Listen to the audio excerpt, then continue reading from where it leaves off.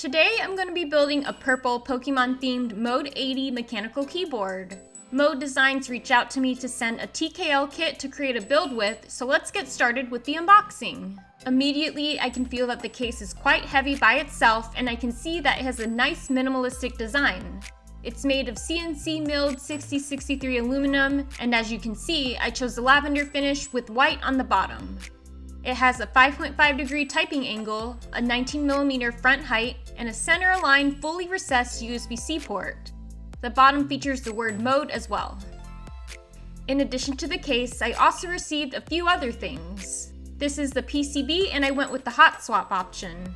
The kit also comes with the hardware needed to assemble it, plate foam, the plate itself, the Poron base, adhesive strips for the feet, some tools, and 205G0 lube for the stabs. To begin, I put down my rose pink American Haptics work mat and organized the parts I received at the top. I then brought out my PCB and opened it up to test out prior to the build. To do this, I need to temporarily connect the daughter board to the PCB, so I carefully hooked everything up and plugged in a USB-C cable. I brought out my pink fine tip tweezers from Stationery Stash and went along the back of the PCB while using the key tester in Via. I touched the tips of the tweezers to each hot swap socket. Everything was working great, so I unplugged it and brought my case back out. Included with the build kit was a screwdriver with all the bits needed to complete the build, which I thought was really nice. I grabbed the one I needed to separate the bottom case and remove the two screws holding it together. I also went ahead and applied the feet to the bottom of the case. I'm not entirely sure what happened here, but it seems that the feet were way too long to fit in the indentation on the bottom, so I laid it out and used some precision snips to trim the excess. After that, I separated the bottom case from the top, then set the top aside. I removed the daughter board from the PCB from testing it earlier, then I got out what I needed to attach it to the USB port area. I kept the cable attached and secured it with the 4 included screws.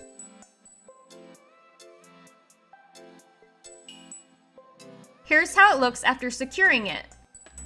I won't be needing the bottom case for a while, so I set that aside too. Next, I'll be adding stabilizers. It's been a while since I used colored stabs, so I decided to use this purple C3 equals kit set from the Keycap company that I received a while back. For this build, I'll need 4 2-unit wires, and I chose to go with the 7-unit spacebar, which I'm happy that this hot swap PCB supports. I have some leftover mods from my V3 Soulmate modding kits, so I decided to use those up. I used my tweezers to apply the 0.1mm stab housing mats, which are cut out to match the size of the holes where the housings will sit. Next, I applied the 0.2mm stem landing mats. In case you haven't seen these before, these are adhesive pads that help dampen the sound of the sliders hitting the PCB. Now that those mods are finished, it's time to lube and assemble the stabilizers. I opened up my switch keys brush kit and pulled out a brush. I'll also be using my Kinetic Labs lube palette with Krytox 205G0. I lubed all the stab housings and went ahead and assembled each one. Like all of my builds, I'll be lubing the wires with a syringe after the stabilizers are installed on the PCB, but first let's add one more mod. These are strips used to dampen the sound of the wires, so I place each one in the center of where the wires will be sitting. I open up the bags with all the screws and washers for installing the stabs. I'll be starting out with the spacebar. Just to save time and prevent any strain on my wrist, I did switch back to an electric screwdriver for the process. Here's how the PCB looks with all the stabilizers installed. I really like the look of the purple, and it has me super excited about the build. Now that that's all done, I grab my plate foam, which will provide a more dampened sound, and place it on top of the PCB. Next, I'll be adding the plate to complete this PCB sandwich. I went with the carbon fiber option, and I'll need to secure it via the standoffs and included screws. I realized the bits that come with the kit screwdriver also fit into my precision screwdriver, so I transferred it over and screwed the 8 screws in that'll be holding all the layers together. Here's how the finished PCB sandwich looks. For switches, I'll be going with Moon linear switches sent to me from agileshop.co. These switches are actually super smooth stock and require no additional mods because these come hand lubed from the factory with 205G0 and GPL 105. They feature full nylon housing and a palm stem. I went along the PCB and inserted my switches. Because this one is a hot swap, I made sure to support the bottom of each switch hot swap socket as I added them. Each one had a satisfying click as it was put into place, and I had no tolerance issues during this process. Despite this step going so smoothly, I did want to test that everything was inserted correctly, so I quickly attached the PCB to the daughter board and tested it out again in BIA by pressing down on each switch on the key tester. All switches were inserted correctly, so I unplugged the daughter board and got ready to lube the wires. The Mode 80 kit comes with its own syringe full of 205G0 for the stabilizers. I went along each stabilizer, applied some 205G0, and used a stem holder to help me move the lube around. I added some keycaps to test out how they sound and feel, and added lube as needed. This kit also comes with plate caps, which are made of silicone and easily slide onto the plate tabs around the edge. I'm going with a stack mount for this build, so I brought out the top case face down. I dropped the PCB sandwich into it, then laid down the Poron base and carefully aligned the cutouts with the hot swap sockets. Then I reattached the daughter board once again. After that's attached, I lowered the bottom case to close it all up and secured it close with the screws I removed at the beginning.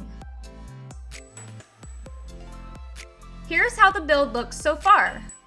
I won't be needing the work mat any longer, so I lifted the keyboard and removed it. I'm really impressed with the process so far, and it's been such an enjoyable experience assembling everything.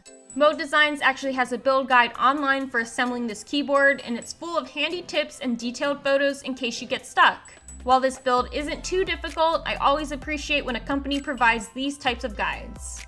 Now the keyboard is ready for keycaps. For this purple build, I'll be using CannonCaps Esper, sent to me from Canon Keys. This is a really fun set designed by Typo.mk and features Katakana sub-legends, fun Psychic-themed novelties, and die-sub PBT alphas and mods. This kit is compatible with many keyboard layouts, including this one with a 7-unit spacebar bottom row and a stepped caps lock. As usual, these keycaps from Canon Keys were packaged very nicely in a matching box. Before I add all of my keycaps though, I'll be adding one of my new Artisan keycaps from Tulip clay, which is Ditto Gengar. I know this keycap set is very Psychic themed, and technically Gengar is a ghost and poison type who is weak against Psychic. Regardless though, I think he'll look great paired with it, since Gengar can also learn moves like Hypnosis and Dream Eater, which are two Psychic moves I always associate with this Pokemon. Now this purple themed keyboard is finished. My first impression is that it feels super smooth and sounds amazing to type on. I'll be including 2 different sound tests at the end of the video. Overall, I really love this mechanical keyboard, and it quickly has become one of my most favorite keyboards in my collection already. I've been waiting a while to find a keyboard to pair with this keycap set, and the Mode 80 definitely did not disappoint. As I mentioned earlier, the process for building this 10 keyless keyboard was extremely enjoyable and was pretty straightforward. Aside from the adhesive feet being too long for the bottom case, I had no other issues along the way, and it was a pretty smooth build from start to finish. I usually lube all of my switches prior to a build, so this was my first time trying out switches that were hand lubed at the factory, and I honestly can't believe how great they feel. These come in packs of 35 ready to ship on Agile's website, so I'll leave a link down below. Don't forget to use my code MOCHI for 5% off. As for the look of this keyboard, the anodized lavender finish on this case is beautiful and photographed so well. I can't get over how cute and adorable this little Ditto Gengar Artisan looks on the escape key, and of course the keycap set from Canon Keys looks awesome and feels very premium. As you may have noticed, Pokemon themed keyboards are a common occurrence on my page, and I definitely don't plan to stop. This keyboard has made a fine addition to my collection. Before I conclude this video, I just want to add in that I plan to start implementing 2 sound tests in my videos. One with me typing and one with my husband typing. The reason for this is I have longer nails, and unfortunately that can be heard in my sound tests, so I want to provide extra sound samples for those who are interested. I really appreciate those of you who are understanding about these previous sound tests and have been kind about it in the past. Anyway, this build is finished, but I've got a lot more on the way. I have many more planned in the upcoming weeks, so if you like this video and want to see more builds like it, make sure to hit the like button and subscribe to my channel. Thank you so much to Mo Designs and Canon Keys for sponsoring this video, and thank you all for watching!